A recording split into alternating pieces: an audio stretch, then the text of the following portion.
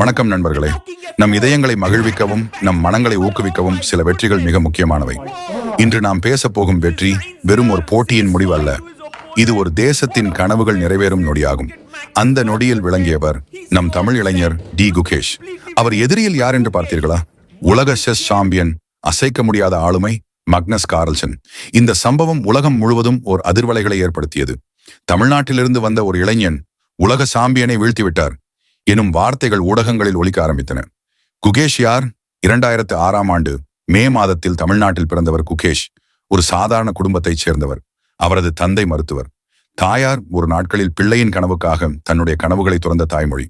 பள்ளியில் படிக்கும் அந்த சிறுவனுக்குள் இருந்தது அழுத்த முடியாத அளவிலான தீவிர அக்கறை, ஆழ்ந்த கவனம் மற்றும் சுற்றுச்சூழலை உணர்கின்ற ஞானம். அந்த நேரத்தில் விஸ்வநாதன் ஆனந்த் ஒரு மாபெரும் செஸ் ஹீரோவாக இந்தியாவில் விளங்கிக் கொண்டிருந்தார். அவரை பார்த்து பலர் செஸ் கற்றார்கள். அதில் ஒருவர்தான் குகேஷ். அவர் 7 வயதிலேயே மாவட்ட மட்டத்தில் விளையாடத் தொடங்கினார். அவசர தீர்வு எடுக்கும் திறன், நகர்வுகளுக்குள் உள்ள யுக்தி மற்றும் சுடுசுடுப்பான பார்வை அவரை மிக விரைவாக முன்னேற்றியது. 12 வயதில் தேசிய பட்டம், 14 வயதில் ஆசியா பட்டம், 15 வயதில் சர்வதேச போட்டிகளில் பல வெற்றிகள். 2 உலகின் இளம் கிராண்ட் மாஸ்டராக பதியப்பட்டார். அவர் ஒவ்வொரு போட்டியிலும் கற்றார். வெற்றியில்தான் மட்டுமில்லை, தோல்வியிலும் அவரது வீரத்தை காட்டினார். மக்னஸ் கார்ல்சன் செஸ் உலகத்தில் ஒரு மறைக்க முடியாத பிம்பம். நார்வேயைச் சேர்ந்தவர். 2013 முதல் உலக சாம்பியனாக நீடித்து வந்தவர். அவருடைய நினைவுத்திறன், நிலைபேறான மனதச்சத்தன்மை, கணக்கீட்டு ஆற்றல் அனைத்தும் ஒரு மேதை மட்டுமே காணும் விஷயங்கள். அவர் விளையாடும் போது எதிராளிக்கு வாய்ப்பு குறைவாகவே இருக்கும். அவர் தோற்கடிக்கப்படுவது என்பது மிக அரிது. இந்த மோதல் ஃபைட்ஸ் ரெடியேட்டர்ஸ் சாம்பியன்ஷிப் எனும் சீசனில் நடைபெற்றது. இது ஒரு ரேபிட் செஸ், அதாவது குறைந்த நேரத்தில் முடிவுகளும் சவால்களும் நிறைந்த ஆட்டம். ஒரு தவறு செய்தால் கூட ஆட்டம் கையை விட்டுவிடும். குகேஷ் வெள்ளைக்காய்களுடன் ஆட்டத்தை தொடங்கினார். முதலில் சாதாரண நகர்வுகள், ஆனால் அவரது ஒவ்வொரு நகர்வும் ஒரு யுக்தியாக இருந்தது. மக்னஸ் அவரை ஒட்டியே விளையாடி வந்தார். ஆனால் 7வது நகர்வில் குகேஷ் குயினை சாக்ரிஃபைஸ் செய்தார். இந்த சாக்ரிஃபைஸ் ஒரு சிம்பிள் ட்ரிக் இல்லை, அது ஒரு முழு திட்டத்தின் நுழைவாயில்.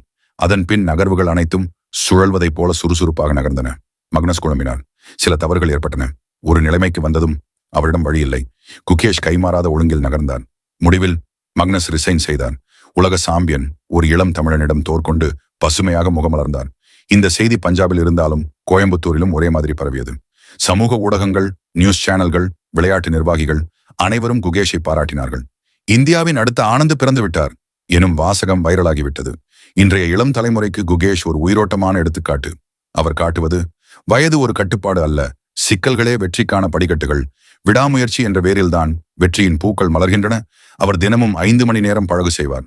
புதிய யுக்திகள், பழைய ஆட்டங்களை பார்வையிடுவது மற்றும் உணவிலும் தூக்கத்திலும் கட்டுப்பாடு, இவை அனைத்தும் அவரை அசாதாரணமான சாதனையாளராக மாற்றின. அவர் ஒரு பேட்டியில் கூறினார், செஸ் என்பது எனக்கு விளையாட்டு மட்டுமல்ல, அது என் சுவாசம் என்று. இந்த நிகழ்வு நாம் அனைவருக்கும் ஒரு போதனையாக இருக்கிறது.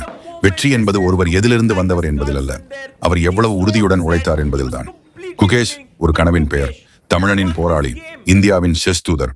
மக்னஸை வீழ்த்திய அந்த நிமிடம் அது தமிழகத்தின் வரலாற்றில் பொற்கொடி பிடித்த நாள்.